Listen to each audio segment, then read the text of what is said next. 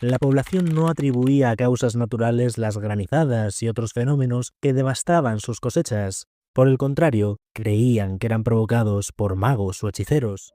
Días después de que se infligiera una herida al acusado mediante un hierro candente o agua hirviendo, el estado de la herida se interpretaba como la intervención divina para determinar la inocencia o culpabilidad. Los nigromantes tenían que saber latín para comprender lo que se decía en los manuales, así que, de nuevo, nos encontramos con clérigos practicando las artes oscuras. Lo que la Iglesia condenaba era la magia proveniente de otras religiones, creencias o supersticiones. Supersticiones suelen llenar un vacío cuando percibimos una falta de control o nos enfrentamos a la incertidumbre.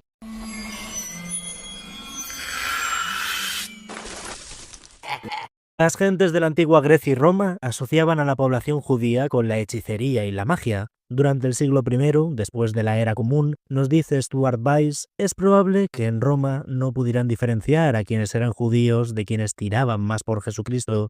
Esto habría cambiado hacia el siglo II.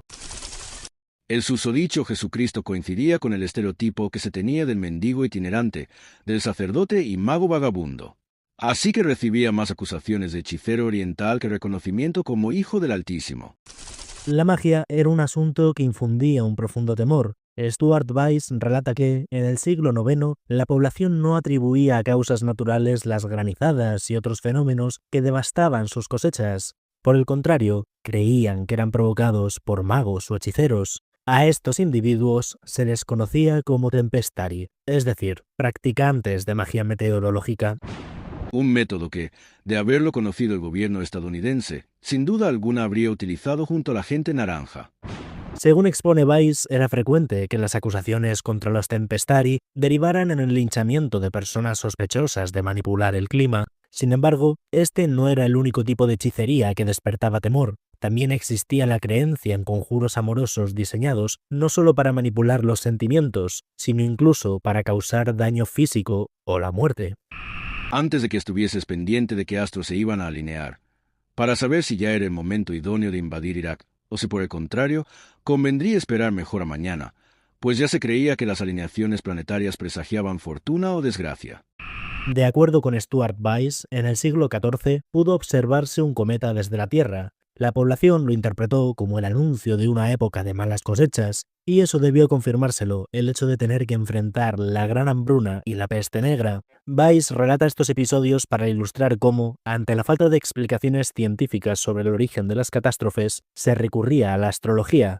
En su obra destaca que la Facultad de Medicina de París afirmó que la epidemia era el producto de una conjunción de 3 planetas en la constelación de Acuario, lo cual supuestamente generaba una corrupción mortal del aire. Simultáneamente, en regiones de Alemania y Francia, la culpa recayó sobre la población judía, a quien se acusó de envenenar los pozos de agua. Como consecuencia, miles de personas que habían logrado sobrevivir a la peste perdieron después la vida a mano de los cristianos.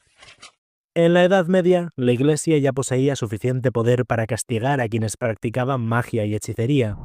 Ahora un inquisidor llegaba a tu casa, y ay de ti como tuvieses una carta de Hogwarts, aunque te hubiese llegado por equivocación. Tampoco podías poseer un Horrocrux, ni siquiera justificando que era para esconder tu dinero del banesto. La llegada de un inquisidor a una comunidad suponía una amenaza inmediata, pues cualquier objeto o indicio interpretado como sospechoso podía ser utilizado como prueba incriminatoria. Los inquisidores se encargaban de recoger acusaciones, conducir los interrogatorios y presidir los juicios. Además de las torturas empleadas para obtener confesiones, se practicaban las denominadas ordalías. Según explica Stuart Weiss, estas se realizaban en público días después de que se infligiera una herida al acusado mediante un hierro candente o agua hirviendo. Durante la ordalía, se examinaba si la lesión presentaba signos de curación. El estado de la herida se interpretaba como la intervención divina para determinar la inocencia o culpabilidad.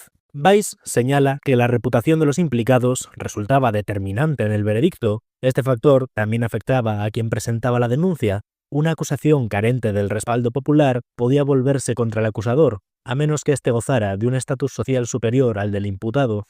Durante la Edad Media, la magia y la superstición evolucionaron hasta convertirse en disciplinas académicas que despertaban un gran interés entre la gente vinculada a las universidades europeas. El escolasticismo fomentó esta fascinación al introducir en el continente antiguos tratados sobre magia. No obstante, dado que el acceso a estos textos era sumamente limitado, la magia se transformó en un conocimiento restringido y elitista. Esta práctica terminó por profesionalizarse, y no era inusual que miembros del bajo clero se dedicaran a la hechicería y la adivinación, aprovechando su capacidad para leer y escribir. Además, tal como sostiene Weiss, su pertenencia a la institución eclesiástica les otorgaba una pátina de autoridad y credibilidad ante la sociedad, lo que les permitía obtener beneficios económicos y reconocimiento personal a través de estas actividades. Sacaban casi tanto provecho como la iglesia cuando alega pobreza para no arreglar el techo que se cae a trozos encima de la figura del pobre San Pedro. Parece ser que los clérigos se vieron envueltos en asuntos más turbios. Weiss explica que, durante el siglo XII, se extendió la nigromancia y el interés por la magia demoníaca y por el lanzamiento de conjuros malignos invocando a demonios. Los nigromantes tenían que saber latín para comprender lo que se decía en los manuales, así que, de nuevo, nos encontramos con clérigos practicando las artes oscuras. Sin embargo, la iglesia no veía bien andar por el mundo invocando muertos, y en palabras del autor, haciéndolos salir a su arbitrio del cielo o del infierno. Y es que el asunto terminaba creando un conflicto al desafiar a la autoridad. Al infierno los había mandado el Altísimo, y venían ahora los nigromantes a sacarlos de allí. Hacia el siglo XIV se produjo un cambio significativo en la percepción de quienes practicaban la magia negra. Inicialmente, se consideraba una actividad individual de magos o hechiceros, que se castigaba con la excomunión o la muerte. Más tarde, comenzó a asociarse con grupos organizados de la comunidad que se reunían para invocar al diablo. Según Weiss, la Iglesia, en un principio escéptica ante la existencia de la brujería, terminó procesando a miles de mujeres bajo esta acusación. En el siglo XV se publicó El martillo de las brujas, obra de los inquisidores Kramer y Sprenger. Este tratado establecía los criterios para identificar a las brujas y recomendaba su exterminio. A partir de entonces, el dogma cristiano no permitió que se cuestionara su existencia. Hacerlo pasó a ser considerado una herejía. Weiss destaca la ironía de este proceso. Se consideraba que las mujeres eran más vulnerables a la tentación frente a la supuesta fortaleza y moderación masculina, cuando la mayoría de los practicantes de magia y nigromancia eran clérigos varones. Oficialmente, la Iglesia condenaba la magia y la superstición, sin embargo, la realidad fue muy distinta. Stuart Weiss señala lo paradójico de esta postura, ya que durante la Edad Media y el Renacimiento, los objetos sagrados eran tratados como elementos mágicos y protectores. Es decir, la iglesia no podía invalidar lo sobrenatural, porque eso significaría reconocer que aquello sobre lo que se sustentaba era una falacia del mismo nivel que la de cualquier mago, hechicero o charlatán. Por lo tanto, lo que la Iglesia condenaba era la magia proveniente de otras religiones, creencias o supersticiones. Weiss menciona, por ejemplo, el uso de las hostias consagradas, a las que se les atribuían poderes para sofocar incendios o realizar hechizos amorosos. Estas creencias populares nunca fueron desmentidas por las autoridades eclesiásticas, quienes permitieron que la fe se mezclara con el pensamiento mágico. Cuando yo coloqué hostias consagradas a modo de pastillas de freno en el carromato de un inquisidor, y este fue justamente a detenerse antes de entrar en el peaje de la AP9, la iglesia no pudo quemarme porque yo alegué que había sido un milagro de las hostias. Entonces, canonizaron el carromato por disponer de frenada asistida por el Altísimo, aunque la AP9 te la siguen cobrando.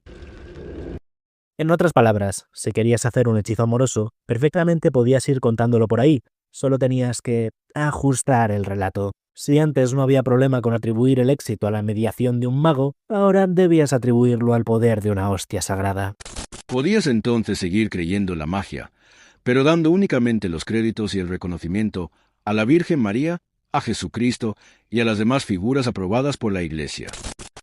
Stuart Weiss explica que las supersticiones suelen llenar un vacío cuando percibimos una falta de control o nos enfrentamos a la incertidumbre, como ocurre en un evento deportivo o en una entrevista de trabajo. Aquellas personas con un bajo locus de control interno son más propensas a la superstición, precisamente porque no se sienten dueñas de su destino y necesitan creer que el éxito dependerá de factores externos. El estrés y la ansiedad fomentan estas creencias al reducir la sensación de dominio sobre nuestra propia vida. Las supersticiones surgen habitualmente de una coincidencia fortuita en la experiencia de un individuo. Si tras realizar una acción trivial, como consumir un alimento específico, los acontecimientos resultan favorables, el cerebro tiende a establecer una asociación causal. A este fenómeno se suman dos mecanismos psicológicos. Por una parte, el sesgo de confirmación, que nos impulsa a buscar evidencias que ratifiquen nuestras creencias previas, mientras ignoramos o reinterpretamos la información que las contradice, y por otra parte, la correlación ilusoria, esto es, la tendencia a percibir un vínculo entre dos variables que, en realidad, no tienen relación ninguna. Tal como explica Weiss, una persona supersticiosa recordará vívidamente las ocasiones en las que alcanzó su objetivo tras realizar un rito, pero olvidará aquellas veces en las que, pese a seguir el mismo ritual, no obtuvo el resultado esperado.